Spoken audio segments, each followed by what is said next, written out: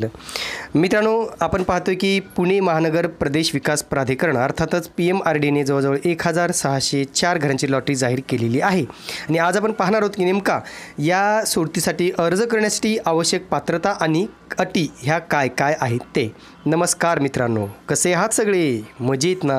स्वागत आहे आपल्या सर्वांचं या यूट्यूब चॅनलवरती, ज्याचं नाव आहे RK प्रॉपर्टी न्यूज. तर मित्रांनो, आपल्याला माहिती आहे की ह्याच्या पूर्वीच्या भागात आपण पाहिलेलं आहे की नेमका किती घरे उपलब्ध आहेत, त्यांची किंमत काय आहे, त्यांचा एरिया काय आहे, ही सगळी माहिती ऑलरेडी आपण पाहिलेली आहे.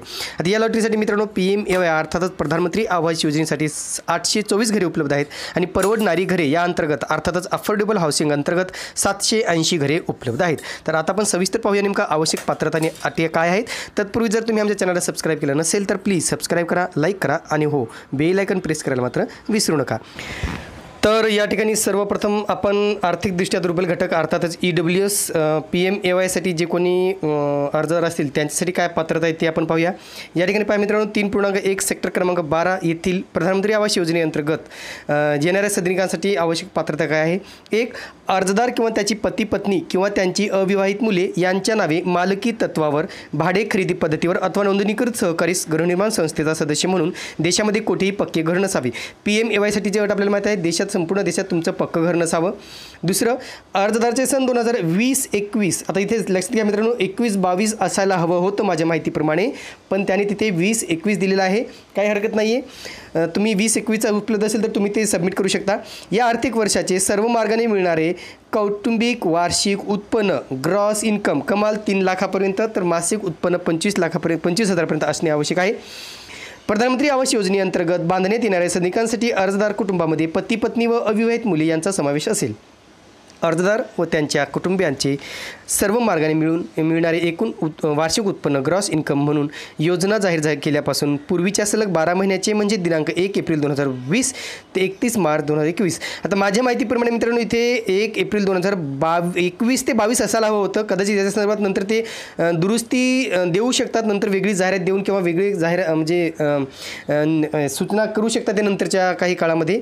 कारण हे इथे थोडा हा पॉईंट ऑड वाढतो की नेमका 21-22 आहे का 20-21 आहे. पण महत्त्वाची हीच समजून घ्या की पती पत्नी आणि अविवाहित मुले यांचं तुम्हाला उत्पन्न एकत्रित किंवा पकडायचं आहे. जे अर्जदार आहे, जे कुटुंब आहे, त्यांचा तिघांचाही समावेश करायचा आहे, हे लक्षात घ्या. आणि इथे 3 लाखाची अट देण्यात आलेली आहे. आता नवीन धोरणानुसार 6 लाखापर्यंत त्यांनी वाढवलं होतं सिडको आणि म्हाडामध्ये, पण इथे मात्र 3 लाखाचीच अट देण्यात आलेली आहे. मी परत सांगतो, कदाचित या संदर्भात नंतर दुरुस्ती केली जाऊ शकते. यानंतर 3 क्रमांक बघा, राखीव गटातून अर्ज करणाऱ्या अर्जदाराकडे जातीचा दाखला असणे आवश्यक आहे. लक्षात घ्या, इथे अनेक कमेंट्स येतात की मी ओपनमध्ये आहे तर मलाही जातीचा दाखला लागेल का? तर असं नाही आहे. जे मागासवर्गीय आहेत किंवा जे SC ST NT आणि DT या 4 प्रवर्गामध्ये आहेत त्यांना जातीचा दाखला देणं आवश्यक आहे. इतरांना जातीचा दाखला द्यायची आवश्यकता नाही आहे. पण तसेच जात वैधता प्रमाणपत्र आवश्यक आहे. तुम्हाला व्हॅलिडिटी सर्टिफिकेट कंपल्सरी आहे असं सांगितलं आहे, अनिवार्य आहे. तथापि जात वैधता प्रमाणपत्र नसल्यास यशस्वी लाभार्थ्यास सदनिकेचा ताबा देण्यापूर्वी जात वैधता प्रमाणपत्र कार्यालयात सादर करावे लागेल. जात वैधता प्रमाणपत्राशिवाय सदनिकेचा ताबा दिला जाणार नाही. अतिशय महत्त्वाचे मित्रांनो, कास्ट व्हॅलिडिटीशिवाय तुम्हाला पोझिशन भेटणार नाही आहे.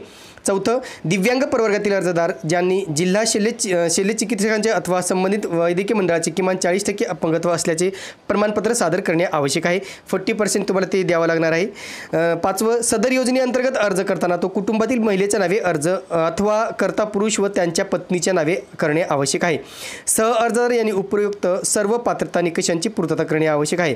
कुटुंबात सज्ञान महिला नसल्यास कर्त्या पुरुषाच्या नावे अर्ज करण्यात येईल. अतिशय महत्त्वाचं आहे. PMAYसाठी मित्रांनो, हे त्याच्यामध्ये तुमच्या महिला कुटुंबाचं नाव, महिला उमेदवाराचं नाव असणं आवश्यक आहे. महिला अर्जदाराचे नाव असणं आवश्यक आहे. समजा एखाद्या घरात महिला नसेलच तर अशा वेळेस ते कर्ता पुरुष जो कोणी असेल, मोठा माणूस जो कोणी फॅमिलीमध्ये, त्यांच्या नावे अर्ज करू शकता. पण जर समजा घरामध्ये फॅमिलीमध्ये जर लेडीज असेल तर त्या लेडीजला तुम्ही अर्जदार म्हणून त्या ठिकाणी कंपल्सरी आहे. म्हणजे पती फॉर्म भरत असेल तर पत्नीच्या नावे अर्ज करायचा. कुणी इतर कोणी असतील जे पुरुष आहेत, जर पुरुषांच्या बाबतीमध्ये जर त्यांची आई असेल तर ते आईच्या नावे अर्ज करू शकतात. पण महिला कुटुंबात महिला नसेल तर ते पुरुषाच्या नावे अर्ज करू शकतात. यानंतरचा महत्त्वाचा मुद्दा मित्रांनो 6वा, अर्जदार सेक्टर क्रमांक 12 EWS गटातून अर्ज करताना ₹5,000 फॉर्म फी, लक्षात घ्या 18% GST सहित व 5,000 अनामत रक्कम, ₹500 फॉर्म फी आणि 5,000 अनामत रक्कम व विक्री किमतीचे 10% एकूण 69,000 रुपये भरावे लागेल. तसेच अर्जदार यांची पात्रता निश्चित झाल्यानंतर 2 महिन्याच्या आत उर्वरित रक्कम सदर कार्यालयास अदा करणे बंधनकारक आहे. परंतु काही कारणास्तव मुदतीनंतर रक्कम भरण्यास विलंब झाल्यास MCLR marginal cost of funds based lending rate प्रमाणे व्याजदर आकारण्यात येईल. तुम्हाला इथे 69,000 रुपये तुम्हाला आत्ताच 10% भरायचे आहेत घराच्या, आणि 5,000 रुपये ही तुमची अनामत रक्कम आहे, आणि 500 रुपये ही फीस आहे. तर असे एकूण 74,500 रुपये तुम्हाला या ठिकाणी भरायचे आहेत. नंतर बघा, हे सगळे तुम्हाला कंपल्सरी असणार आहे. नंतर बघा, फॉर्म फीची रक्कम परत केली जाणार नाही. तर अयशस्वी उमेदवाराची अनामत रकमेसह भरलेली 10% रक्कम लॉटरी सोडतीनंतर 1 महिन्याच्या आत विनाव्याज परत केली जाईल. जर इन केस तुमचा लॉटरीत नंबर नाही लागला तर तुम्हाला ते 5,000 आणि हे 69 म्हणजे 74,000 तुम्हाला परत मिळणार आहेत. फक्त 500 रुपये कटतील. पण ज्यांना घर लागणार आहे त्यांचे कुठलेच पैसे परत मिळणार नाहीत. आणि फॉर्म फी जी आहे, फॉर्म फी तुम्हाला परत मिळणार नाही. फॉर्म फी ही ते ठेवून घेतील. फक्त 74,000 तुम्हाला परत मिळणार आहेत जर लॉटरीत नंबर नाही लागला तर. नंतरचा पहा मित्रांनो, 8 बघा, प्रतीक्षा यादीवरील उमेदवारांची अनामत रकमेसह भरलेली 10% रक्कम पात्र लाभार्थ्यांची पात्रता सिद्ध झाल्यानंतर विनाव्याज परत केली जाईल. लक्षात घ्या, तुमची जे काही उमेदवार, जे कोणी उमेदवार वेटिंगला असतील त्यांचे मात्र जे काही अनामत रक्कम आहे ते पात्र लाभार्थ्यांची पात्रता सिद्ध झाल्यानंतर, लक्षात घ्या, अतिशय महत्त्वाचे मित्रांनो, हा मुद्दा विसरू नका. तुमचा लॉटरी जर वेटिंगला असेल तर तुमचे पैसे लगेच परत मिळणार नाहीत. 74,000 तिकडे अडकून पडणार आहेत.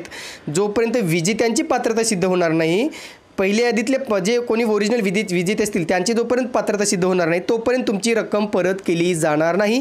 यासाठी साधारणतः माझ्या मते 3 ते 4 महिन्याचा कालावधी जाऊ शकतो. ज्यांच्याकडे खूप आर्थिक टंचाई आहे त्यांनी मात्र या ठिकाणी विचार करूनच अर्ज करावा, जेणेकरून तुम्हाला आर्थिक चणचण भासणार नाही आणि मानसिक मनस्ताप होणार नाही. दुसरं आहे मित्रांनो, याच्यानंतरचं 9 बघा, अर्जदारांनी अदा केलेली अनामत रक्कम व जमा केलेली सदनिकेच्या विक्री किमतीच्या 10% रक्कम ही परत करावीची झाल्यास अर्जदाराने ज्या खात्यावरून रक्कम अदा केली असेल त्याच खात्यावर रक्कम परत करण्यात येईल. अनामत रक्कम आणि जमा केलेली रक्कम ही 10% रक्कम जी आहे ती तुमच्या जे कोणी तुमचं ज्या बँकेच्या खात्यामधून तुम्ही पेमेंट केलं त्याच खात्यावरती तुम्हाला ती अदा केली जाणार असल्याचं सांगितलं. खरं तर इथे जो कोणी अर्जदार आहे त्यांनी जो कोणी अर्ज क्रमांक फॉर्ममध्ये दिलेला आहे त्यांच्याच खात्यावरती जमा करणं आवश्यक आहे. पण इथे मात्र थोडं वेगळं दिसतं की त्यांनी सांगितलं ज्या खात्यावरून पेमेंट केलं त्याच खात्याला जमा होईल असं सांगितलेलं आहे. 10 उमेदवार कागदपत्रांची पात्रता सिद्ध करू न शकल्यास, तपासणीसाठी हजर न राहिल्यास, सदनिका रद्द केल्यास अनामत रक्कम जप्त करण्यात येईल. लक्षात घ्या, अतिशय महत्त्वाचं आहे. जर तुमचा नंबर लागला आणि तुम्ही जर डॉक्युमेंट सबमिट नाही केले, तुम्ही हजर नाही झालात, सदनिका रद्द केली तर मात्र तुमचे 5,000 रुपये जे काही अनामत रक्कम आहे ती तुमची जप्त करण्यात येणार आहे. विचार करून अर्ज करा. 11 अर्जदाराने अर्जात नमूद केलेल्या नावावरच सदनिकांचे वाटप केले जाईल. जे काही नाव अर्जामध्ये असेल त्याच नावाने घर वितरित केले जाईल. 12 बघा, अर्जदार व्यक्तीस आपला अर्ज दुसऱ्याच्या नावाने बदलता येणार नाही, अगर वर्ग करता येणार नाही. तुम्हाला एकदा घर लागलं तर ते घर तुम्हाला इतरांच्या नावावर ते ट्रान्सफर करता येणार नाही किंवा दुसऱ्यांच्या नावावर देता येणार नाही. नंतर बघा 13 सदर सदनिकेचे ताबा दिल्याच्या तारखेपासून पुढील 10 वर्षाच्या कालावधीत अथवा गृह कर्जाची परतफेड करण्याचा कालावधी यापैकी जो जास्त असेल त्या कालावधीपूर्वी फेरफार हस्तांतरण करता येणार नाही. जर तुम्ही ते घर घेतलं असेल कॅश पेमेंट किंवा डायरेक्ट पेमेंटनी तर तुम्हाला 10 वर्ष विकता येणार नाही. आणि जर तुम्ही होम लोन करून घेतलं असेल तर होम लोन फिटेपर्यंत तुम्हाला ते घर विकता येणार नाही. हे सुद्धा अतिशय महत्त्वाचा मुद्दा आहे. यानंतर पहा मित्रांनो, अर्जदारास अर्ज करण्यासाठी आपण खालचा मुद्दा बघतोय 14 अर्जदारास अर्ज करण्यासाठी प्रधानमंत्री आवास योजनेअंतर्गत नोंदणी असणे आवश्यक आहे अथवा नोंदणी करणे आवश्यक आहे. प्रधानमंत्री आवास योजनेअंतर्गत घटक क्रमांक 3 मध्ये नोंदणी केली असल्यास त्याचा क्रमांक अर्जात नोंदणी करणे आवश्यक आहे. लक्षात घ्या, PMAYचं रजिस्ट्रेशन कंपल्सरी आहे. जर तुमचं PMAYचं रजिस्ट्रेशन असेल तर तुम्ही यासाठी इलिजिबल नाही होणार आहे, तुम्हाला ते घर मिळणार नाही. नंतर बघा 15वा मुद्दा, EWS अंतर्गत सदनिकांची विक्री किंमत रुपये 7,40,000 इतकी असेल. ही किंमत केंद्र व राज्य शासनाचे एकूण 2-2.5 लाख अनुदान वजा करून दर्शवण्यात आली आहे. म्हणजे तुमची जे काही 7,40,000 ही किंमत आहे ही PMAYची ही रक्कम वगळून देण्यात आलेली आहे. यानंतर मित्रांनो पेट क्रमांक 12 येथील भोसरी येथील अल्प उत्पन्न गट अर्थातच LIGसाठीची आवश्यक पात्रता. या ठिकाणी सगळ्या पात्रता बाकीच्या सारख्याच आहेत, जसं की तुमचे पती पत्नी किंवा अविवाहित मुले यांच्या नावे मालकी तत्त्वावर किंवा भाडे खरेदी पद्धतीवर एखादं गृहनिर्माण संस्थेचा सदस्य म्हणून देशात कोठेही घर नसावे अशी या LIGसाठी अट आहे. अर्थातच ही सगळी घरे PMAY अंतर्गत असल्यामुळं या ठिकाणी ही देशात कोठेही पक्के घर नसावे ही अट देण्यात आलेली आहे. म्हणून पूर्वीची अट आणि ही अट सारख्याच आहेत, जास्त फरक नाही या अटीमध्ये. यानंतर 2 क्रमांक बघा, अर्जदाराचे 2020-21 या आर्थिक वर्षाचे सर्व मार्गाने मिळणारे कौटुंबिक वार्षिक उत्पन्न ग्रॉस इन्कम रुपये 3,01,000 ते कमाल 6,00,000पर्यंत प्रति वर्ष, तर मासिक उत्पन्न हे 25,001 ते 50,000 पर्यंत असावे. प्रधानमंत्री आवास योजनेअंतर्गत बांधण्यात येणाऱ्या सदनिकांसाठी अर्जदार कुटुंबामध्ये पती पत्नी व अविवाहित मुले यांचा समावेश असेल. अर्जदार व त्यांचे कुटुंब यांचे वार्षिक उत्पन्न नोकरीद्वारे अथवा उद्योगधंद्यापासून जीवितार्थाचे साधन सर्वसाधारण साधन म्हणून योजना जाहीर केल्यापासून पूर्वीच्या सलग 12 महिन्याचे म्हणजेच दिनांक 1 एप्रिल 2020 31 मार्च 2021 या कालावधीत झालेल्या प्राप्तीवरून परिगणित करण्यात यावे. पूर्वीची अट सारखीच आहे, फक्त इथे लक्षात घ्या 3,01,000 ते 6,00,000 एवढी LIGची अट आहे. वार्षिक आणि मासिक 25,001 ते 50,000 आहे. लक्षात घ्या मित्रांनो, या ठिकाणी 20-21 दिलेला आहे. परत मी सांगतो ह्याच्यामध्ये कदाचित चेंज होऊ शकतात, तशी मी माहिती घेण्याचा प्रयत्न करतो. यानंतर बघा 3 राखीव गटातून अर्ज करणाऱ्या अर्जदाराकडे जातीचा दाखला असणे आवश्यक आहे. तसेच जातवैधता प्रमाणपत्र आवश्यक आहे. तथापि जातवैधता प्रमाणपत्र नसल्यास यशस्वी लाभार्थ्यास सदनिकाचा ताबा देण्यापूर्वी जातवैधता प्रमाणपत्र कार्यालयात सादर करावे लागेल. जातवैधता प्रमाणपत्राशिवाय सदनिकाचा ताबा दिला जाणार नाही. आता हीच पूर्वीचीच अट आहे मित्रांनो, ह्याचा जास्त काही फरक नाही आहे. इथं जे हँडिकॅप आहेत, दिव्यांग आहेत, त्यांनासुद्धा जे काही हँडिकॅपचं सर्टिफिकेट लागतं, अपंगत्वाचं सर्टिफिकेट 40% ते सुद्धा तुम्हाला जिल्हा शल्य चिकित्सकाचं द्यावं लागणार आहे. आणि 5वं सदर योजने अर्ज करताना कुटुंबातील महिलेच्या नावे नावे अथवा कर्ता पुरुष व त्यांच्या पत्नीचे नावे करणे आवश्यक आहे. कारण ही PMAची घर आहेत मित्रांनो. या ठिकाणी तुम्हाला अर्ज करताना महिलेचे नाव अर्जदारामध्ये अर्जदारामध्ये असणं आवश्यक आहे. अर्जदार आणि उपरोक्त सर्व पात्रतांची निकषांची पूर्तता करणे आवश्यक आहे. आता ही पहिलीच अट आहे. तुम्ही आता मी रिपीट करणार नाही आहे. ज्या काही महत्त्वाचे आहेत त्याच्यावर आपण डिस्कस करूया. इथे सज्ञान महिला जर कुटुंबात नसेल तर मात्र पुरुषाचे नावे अर्ज करता येणार आहे. आता हा मुद्दा अतिशय महत्त्वाचा आहे मित्रांनो. 6 नंबरचा बघा. अर्जदारास सेक्टर क्रमांक 12 LIG गटातून अर्ज करताना 1,000 रुपये फॉर्म फी, लक्षात घ्या पूर्वीची 500 होती, आता 1,000 रुपये फॉर्म फी भरायची आहे. LIGसाठी 10% GST सहित व 10,000 रुपये अनामत रक्कम. पूर्वी 500 रुपये फॉर्म फी होती आणि 5,000 रुपये अनामत रक्कम होती. आता इथे चेंज झालेला आहे. 1,000 रुपये फॉर्म फी आणि 10,000 रुपये अनामत रक्कम व विक्री किमतीच्या 10% अर्थातच 3,10,000 एवढी अमाऊंट तुम्हाला अर्ज करताना भरायची आहे. हा महत्त्वाचा मुद्दा आहे. तसेच अर्जदार यांची पात्रता निश्चित झाल्यानंतर 2 महिन्याच्या आत उर्वरित रक्कम कार्यालयास अदा करणे बंधनकारक आहे. म्हणजे तुमची पात्रता निश्चित झाल्यानंतर 2 महिन्याच्या आत तुम्हाला बाकीची इतर रक्कम भरायची आहे. होम लोन वगैरे करायचं असेल, तुम्ही काय प्रोसेस करायची असेल ते करून तुम्ही ही बाकीची रक्कम या ठिकाणी भरायची आहे. परंतु काही कारणास्तव मुदतीनंतर रक्कम भरण्यास विलंब झाल्यास MCLR प्रमाणे व्याजदर आकारण्यात येईल. 2 महिन्याच्या आत जर तुम्ही ती पूर्ण रक्कम नाही भरली, म्हणजे तुम्ही ते 10% रक्कम भरताय, उरलेली किती 90% रक्कम आहे, तर त्यासाठी ठिकाणी तुम्ही होम लोन करून ती 90% रक्कम 2 महिन्याच्यात भरायची आहे. जर तुम्हाला 2 महिन्याच्यात भरता नाही आली तर पुढील प्रत्येक दिवसासाठी तुम्हाला MCLR प्रमाणे व्याजदर आकारला जाणार आहे. नंतर बघा 7वं, फॉर्म फीची रक्कम परत केली जाणार नाही. फॉर्म फी जी आहे 1,000 रुपये ती परत मिळणार नाही.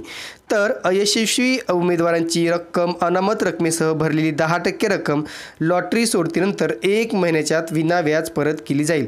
तुमची जी काही डिपॉझिट आहे 10% रक्कम जी काही 3,10,000 आहे ते मात्र तुम्हाला लॉटरी झाल्यानंतर 1 महिन्याच्या नंतर विनाव्याज परत केली जाणार आहे. आता पुन्हा या ठिकाणी महत्त्वाचा मुद्दा तो इच्छितो की प्रत्यक्ष यादीवरील उमेदवारांची अनामत रकमेसह भरलेली 10% रक्कम पात्र लाभार्थ्यांची पात्रता सिद्ध झाल्यानंतर विनाव्याज परत केली जाईल. अतिशय महत्त्वाचे नोट डाऊन करा मित्रांनो. तुमची जे तुम्ही जर वेटिंगला असाल तर तुमची रक्कम ही लगेच मिळणार नाही. विजेत्यांची पात्रता सिद्ध झाल्यानंतर अर्थातच त्याला 3-4 महिने जाऊ शकतात. त्याच्यानंतर तुम्हाला तुमची 3,10,000 रुपये रक्कम परत मिळणार आहे जी तुम्ही भरलेली आहे. नंतर अर्जदाराने अदा केलेली अनामत रक्कम व जमा केलेली सदनिकेच्या विक्री किमतीची 10% रक्कम ही परत करायची झाल्यास अर्जदाराने ज्या खात्यावरून रक्कम अदा केली असेल त्याच खात्यावर परत रक्कम परत करण्यात येईल. ज्या अकाउंटमधून तुम्ही ते पेमेंट भरलं असेल त्याच अकाउंटला ती जमा होईल. उमेदवार कागदपत्रांची पात्रता सिद्ध करू न शकल्यास तपासणीसाठी हजर न राहिल्यास सदनिका रद्द केल्यास अनामत रक्कम जप्त करण्यात येईल. सेम तोच आहे मुद्दा मित्रांनो, जास्त फरक नाही इथे. जे आपण पूर्वी पाहिलेलं आहे की तुम्ही जर समजा इन केस डॉक्युमेंटेशनसाठी हजर नाही झालात तर मात्र तुमची सदनिका ही रक्कम म्हणजे कॅन्सल केली जाईल, रद्द केली जाईल किंवा तुमची अनामत रक्कम ही अनामत रक्कम जी आहे 10,000 रुपये ती मात्र जप्त करण्यात येईल. पण यानंतरचे बघा काही मुद्दे सारखेच आहेत. अर्जदाराने अर्जात नमूद केलेल्या नावावर सदनिकेचे वाटप केले जाईल हे आपण पाहिलेलं आहे. अर्जदार व्यक्तीस आपला अर्ज दुसऱ्याच्या नावे बदलता येणार नाही ते आपलं झालेलं आहे.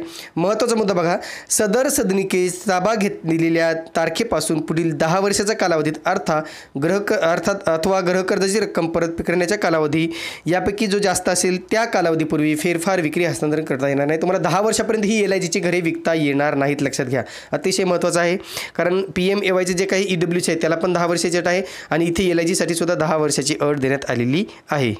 आता यानंतर शेवटचे 2 मुद्दे आहेत, त्याच्यापैकी हा मुद्दा आपण डिस्कस केलेला आहे की अर्जदारास अर्ज करण्यापूर्वी PMAY अर्थात प्रधानमंत्री आवास योजनेअंतर्गत नोंदणी असणे आवश्यक आहे किंवा नोंदणी करणे आवश्यक आहे. नोंदणी असणे म्हणजे तुमच्याकडे असायला हवी. जर तुमच्याकडे नसेल तर तुम्हाला ते करणं आवश्यक आहे, तुम्हाला ती नोंदणी करावी लागेल. प्रधानमंत्री आवास योजनेअंतर्गत घटक क्रमांक 3 मध्ये नोंदणी केली असल्यास त्याचा क्रमांक अर्जात नोंदणी करणे आवश्यक आहे. लक्षात घ्या, तुम्ही PMAYचं रजिस्ट्रेशन केलं असेल तर तुम्हाला मात्र PMAYचा रजिस्ट्रेशन नंबर मात्र द्यावा लागेल. लास्ट, LIG अंतर्गत सदनिकांची विक्री किंमत 32 लाख इतकी असेल. बरोबर, पूर्वीची किंमत जी होती 7,40,000, आता तुमची 32,000 किंमत असणार आहे, 32 लाख किंमत असणार आहे LIG या सदनिकेसाठी जी 2 BHKची आहे. यानंतर मित्रांनो, पेठ क्रमांक 332 वाल्हेकरवाडी चिंचवड येथील आर्थिकदृष्ट्या दुर्बल घटक अर्थातच EWSसाठी जे काही 1 RK घर उपलब्ध आहे, 1 RK, त्यासाठी आवश्यक पात्रता काय आहे ते आपण पाहूया. आता जे काही सेक्टर क्रमांक 30-32 आहे, आता इथे आर्थिकदृष्ट्या दुर्बल घटकांसाठीचे जे नियम पहिले होते मित्रांनो त्याच्यात थोडे काही बदल करण्यात आलेले आहेत. म्हणजे जे पेठ क्रमांक 12 आहे किंवा जे काही आकुर्डी आहे, भोसरी येथील जो प्रकल्प आपण पाहिला त्याच्या संदर्भात माहिती, त्याच्याने ह्याच्यात थोडाफार फरक आहे, लक्षात घ्या. हा फरक अतिशय महत्त्वाचा आहे. इथे तुमचा गोंधळ उडू शकतो, इथे तुमचा फटका उडू शकतो आणि तुम्ही अर्ज करताना तुमच्याकडून चुका होऊ शकतात. इथे बघा 1 RK जो आहे EWS आर्थिकदृष्ट्या दुर्बल घटक, इथे PMAYचा उल्लेख करण्यात आलेला नाही. ही घरे PMAY साठी नाही आहेत. ही घरे अफोर्डेबल हाऊसिंग अर्थातच परवडणारी घरे या अंतर्गत बांधण्यात आलेली आहेत. आता याचे नियम जो पहिला नियम आहे तो पहा, अर्जदार किंवा त्याची पती पत्नी किंवा त्यांची अविवाहित मुले यांच्या नावे मालकी तत्वावर भाडे खरेदी पद्धतीवर अथवा नोंदणीकृत सहकारी गृहनिर्माण संस्थेचा सदस्य म्हणून 50 चौरस मीटरपेक्षा जास्त क्षेत्राचे घर नसावे. 50 चौरस मीटरपेक्षा कमी असेल तर तुम्हाला भरता येईल, पण 50 चौरस मीटरपेक्षा जास्त घर असेल एरियाचं तर मात्र, आणि हा कार्पेट एरिया पकडायचा मित्रांनो, तुम्हाला इथे चटई क्षेत्रफळ पकडायचं आहे, बिल्डअप एरिया पकडायचा नाही. तर अशाने इथे अर्ज करता येणार आहे. दुसरं अतिशय महत्त्वाचं, अर्जदाराचे 2020-21 या आर्थिक वर्षाचे सर्व मार्गाने मिळणारे कौटुंबिक वार्षिक उत्पन्न ग्रॉस इन्कम कमाल रुपये 6 लाखपर्यंत तर मासिक उत्पन्न 50,000पर्यंत असणे आवश्यक. पूर्वी आपण EWSचा जो काही क्रायटेरिया पाहिला त्याच्यात 3 लाखापर्यंत असणं आवश्यक आहे वार्षिक आणि 25,000 मासिक. इथे डबल झालेला आहे, 6 लाख रुपये वार्षिक आणि 50,000 मासिक. इथेही नियम बदललेला आहे, इथेही अट बदललेली आहे. म्हणून अर्ज करताना व्यवस्थित समजून अर्ज करा. अर्जदार व त्याच्या कुटुंबियाचे सर्व मार्गाने मिळून मिळणारे एकूण वार्षिक उत्पन्न ग्रॉस इन्कम म्हणून योजना जाहीर झाल्या गेल्यापासून पूर्वीच्या सलग 12 महिन्याचे म्हणजे दिनांक 1 एप्रिल 2020 ते 31 मार्च 2021 या कालावधीत झालेल्या प्राप्तीवरून परिगणना करण्यात यावी.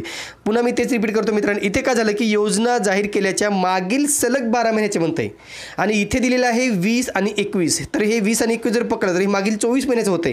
म्हणून इथे कदाचित करेक्शन केलं जाऊ शकते, इथे 21 आणि 22च दिलं जाऊ शकतं, कारण इथे 20-21 हे प्रिंटिंग मिस्टेक असू शकते. म्हणून थोडा वेळ वाट बघा, याच्या संदर्भात लवकरच नोटिफिकेशन PMRD कडून दिलं जाऊ शकतं.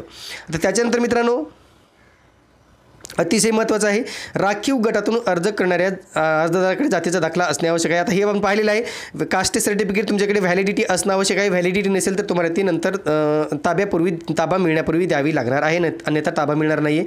त्यानंतर जे हँडिकॅप आहेत, दिव्यांग आहेत, त्यांना 40% अपंगत्वाचं प्रमाणपत्र जे जिल्हा शल्य चिकित्सक आहे त्यांचं देणं आवश्यक आहे.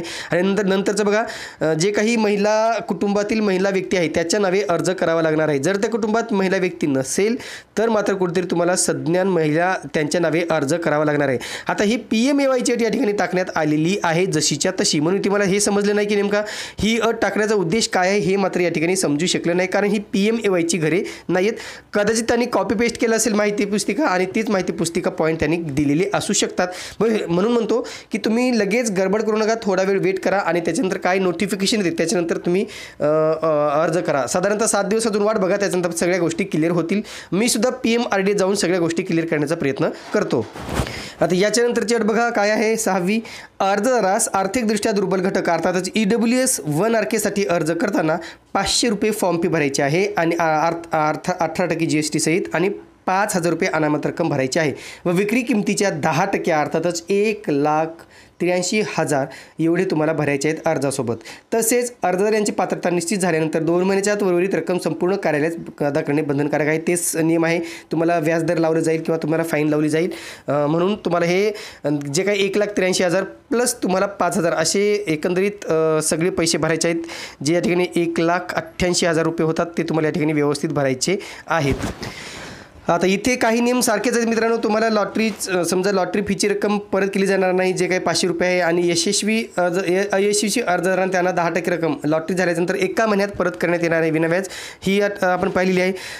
प्रत्यक्ष यादीवरील उमेदवाराच्या बाबतीत ऑलरेडी पाहिलेली की 10% रक्कम ही पूर्वीचे जे काही विजेते असतील त्यांची पात्रता सिद्ध झाल्यानंतरच विनाव्याज परत केली जाणार आहे. म्हणून तुमचे पैसे हे वेटिंगवाल्यांचे पैसे हे 3-4 महिने PMRDकडे अडकून पडू शकतात. नंतरचा बरोबर मुद्दा पाहिले की 10% रक्कम ही अर्जदारांनी ज्या खात्यावरून परत म्हणजे भरली असेल त्याच खात्यावरती जमा केली जाणार आहे. हाही मुद्दा आपण डिस्कस केलेला आहे. यानंतरचं महत्त्वाचे मुद्दे बघा. अर्जात नमूद केलेल्या नावावरच सदनिकेचं वाटपपत्र मिळले जाईल आपण पाहिलेलं आहे. दुसऱ्या वेळी तुम्हाला ते घर करता येणार नाही तेही झालेलं आहे. 10 वर्षापर्यंत तुम्हाला ही घरे विकता येणार नाहीत. अतिशय महत्त्वाचं आहे मित्रांनो. इथे तुम्हाला 10 वर्षाचा कालावधी दिलेला आहे. 10 वर्षापर्यंत तुम्हाला ते घर विकता येणार नाही लक्षात घ्या. आणि आर्थिकदृष्ट्या दुर्बल घटक याच्यासाठी 1RK सदनीची किंमत ही 18,80,824 इतकी ठेवण्यात आलेली आहे. यानंतर शेवटचा मुद्दा आहे मित्रांनो. पेठ क्रमांक 3032 वाल्हेकरवाडी चिंचवड येथील अल्प उत्पन्न गट अर्थातच LIG 1 BHK साठी आवश्यक पात्रता आणि निकष काय आहेत. कारण LIGचे सुद्धा या ठिकाणी काही नियम बदलण्यात आलेले आहेत. जे पूर्वीचे होते त्याच्यापेक्षा थोडे बदल झालेले आहेत. इथे तुम्ही पाहू शकता.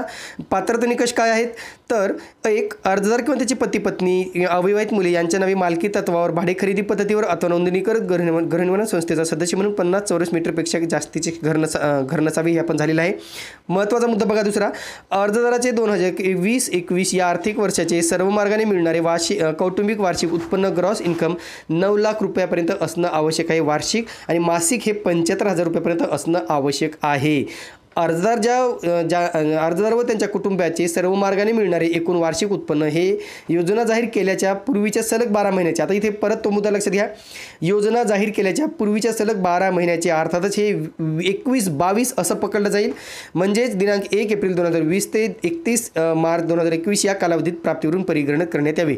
तर इथे लक्षात घ्या मित्रांनो 21-22च उत्पन्न मागितलं जाऊ शकतं. याच्यासाठी तुम्हाला थोडा वेळ वेट करावा लागेल. तसं बाकीचे सगळे मुद्दे रिपीट आहेत. त्याच्यात आपण जास्त डिस्कस करणार नाही. व्हॅलिडिटी सर्टिफिकेट तुम्हाला आवश्यक आहे. 40% अपंगत्वाचं प्रमाणपत्र तुम्हाला आवश्यक आहे. यानंतरचा मुद्दा बघा. तुम्हाला जो कोणी महिला अर्जदार असेल त्यांच्याच नावे अर्ज करावा लागणार आहे. जर महिला अर्जदार नसेल तर तुम्ही करता पुरुषाच्या नावे अर्ज करू शकता हे लक्षात घ्या. नंतरचा महत्त्वाचा मुद्दा 6वा.